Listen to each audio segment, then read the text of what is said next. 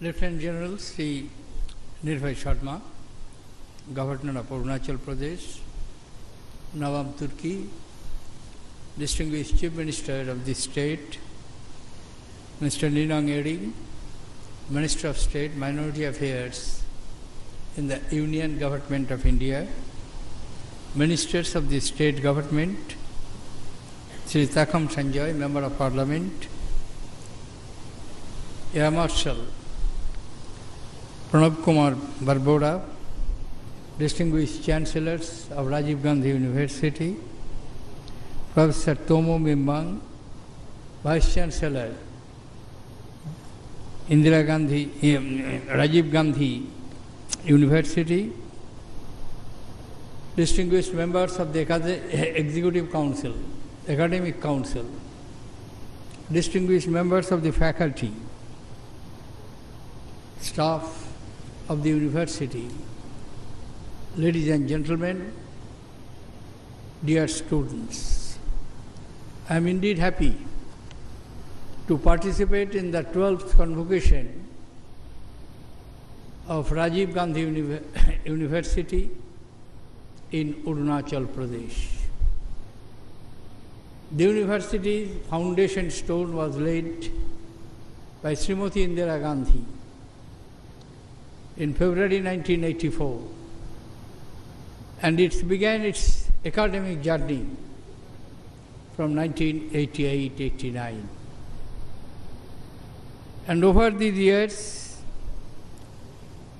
this university has produced a number of students, graduates, who have not only enriched themselves through their knowledge and skill, but also they have enriched their state and our nation as a whole.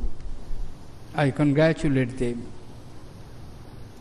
I am glad to have this opportunity of visiting this beautiful state, located in the easternmost part of our country and a core state in our major policy in external relations, which is known as look-east policy. It is nestled in the lustre of green at the foothills of Himalaya and has its old traditions, having important pilgrimages like monastery at Tawang and also Parshuram Kundu on the bank of Brahmaputra, where the legend says that he got off his sin after having a bath in this holy river.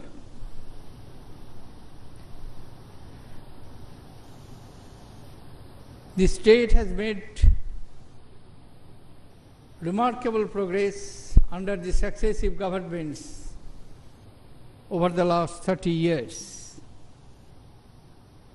But still, there is immense potentiality, especially for its economic development. Economic sectors like hydroelectric power and tourism have immense potential to drive the economic development of the state, and which can act as engine of growth in this beautiful state. Education is to be a facilitator in this transformation.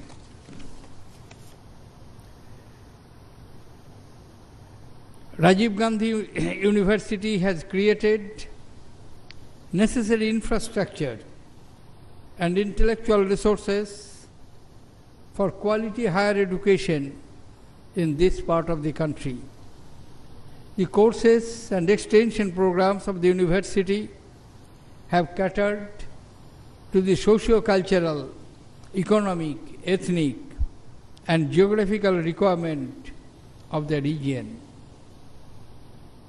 Through its affiliated colleges and postgraduate departments, university has made a visible impact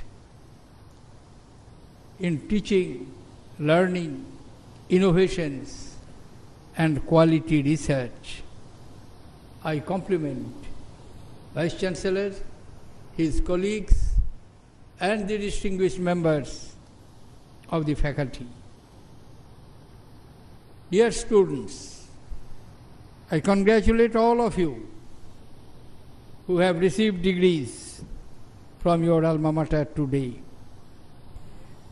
Convocation is an important event in the academic calendar of any university. It gives a sense of identity to the graduating students. It is a day to acknowledge your success achieved through your perseverance,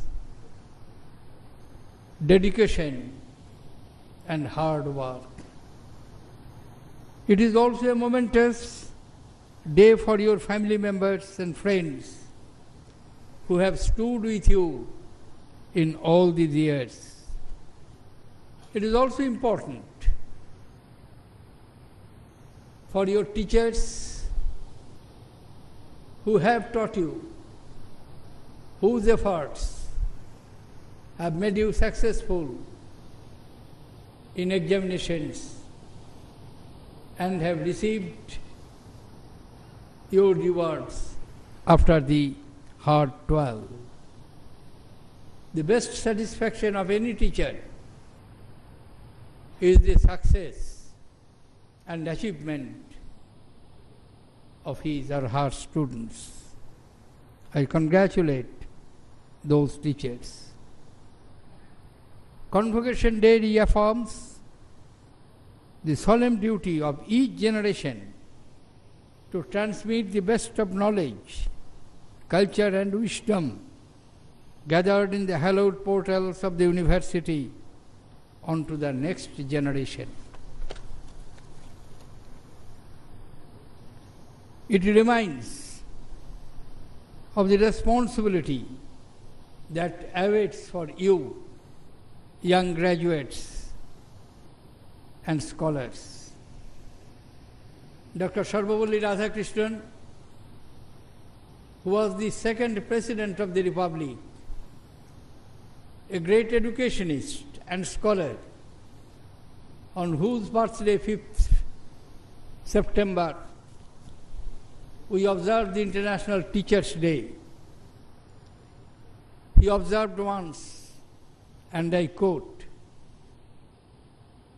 "The aim of education is not the acquisition of information, though important, or acquisition of technical skill, though essential in modern society, but the development of that bent of mind, that attitude of reason, that spirit of democracy, which will make us responsible citizens." Unquote. These words were very much relevant when it was uttered, but this is equally relevant today and will continue to be so in future. Please remember that. There are many who do not even get an occasion to enter into the portals of a college or university in this country. The society which has invested in you, provided the facilities, creating the establishing the universities, bringing the brilliant academic members to teach you, please remember, are the product of the social investment. If the society has invested in you so much, naturally the society can expect a due dividend from you. If you can shape the destiny of our nation, by our drive, initiatives, and ingenuity. That will be the due dividend to the society which you are paying. Education is the bedrock of an intellectual and enlightened society. It is the cornerstone on which progressive democratic society is built, where rule of law prevails, where there is respect for rights to others. A good education breeds tolerance to divergent views. It prods us to use our learning for the good of mankind. Our country has done well in terms of economic development, in terms of GDP, in terms of building up infrastructure, in agriculture, in education, in service sectors. Yet, we cannot claim to have evolved into a truly developed society. Development is not only about factories, dams, powerhouses. Development, to my mind, is about the people, their values, and their devotion to spiritual and cultural heritage which we have inherited from our ancestors.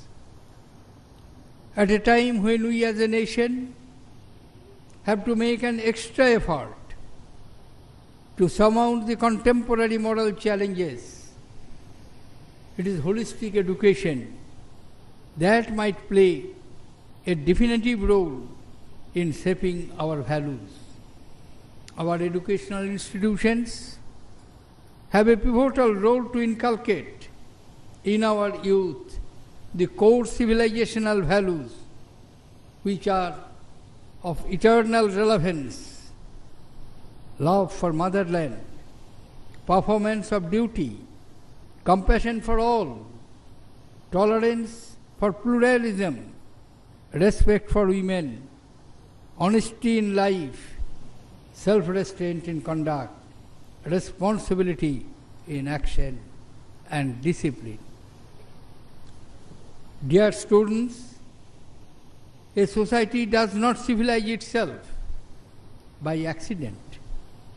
It does so by a process of learning, creative interpretation of experiences, and generation of the new knowledges.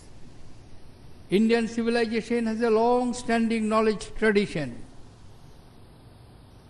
Once upon a time, India led the world in the field of the higher education, not for 1 or 2 years, 1 or 2 centuries, but almost 1800 years, from 6th century BC to 12th century AD, from the days of Taxila, Takshashila, to the days of collapse of Nalanda. India was the leader in the field of higher education, and the universities like Takshashila, like Nalanda, Bikramshila, Valavi, Shompura, Odonpuri, and many others attracted great scholars, great minds, not only from India, but also from abroad. Takshashila was at the confluence of 4 civilizations. It flourished from 6th century BC onwards.